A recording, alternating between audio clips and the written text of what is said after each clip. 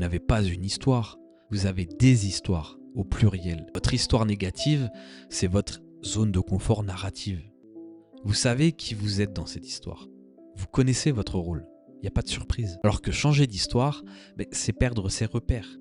C'est ne plus savoir qui on est. Ça donne le vertige. Entre une identité négative stable et une identité positive floue, le cerveau choisit toujours la stabilité. Et rappelez-vous de l'épisode 3 sur le vide. C'est dans l'espace vide que le nouveau peut émerger. Entre deux histoires, il y a un vide. Un moment où vous n'êtes plus l'ancien personnage, mais pas non plus le nouveau. Et ce vide narratif terrifie.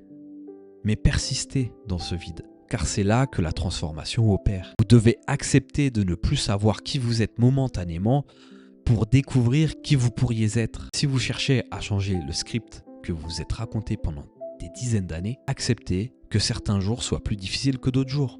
Essayez de voir à long terme. Vous progresserez toujours à long terme, sans exception. Il ne faut juste pas abandonner au moindre revers. L'objectif n'est pas de rejouer un film, mais de l'écrire en temps réel. Ça prend du temps, c'est sûr, mais c'est tellement plus stimulant. Parce qu'il est là le secret final. Vous n'avez pas une histoire, vous avez des histoires au pluriel. Vous êtes timide et courageux, nul en maths et intelligent, abandonné et aimé. La question n'est pas quelle est la vraie histoire.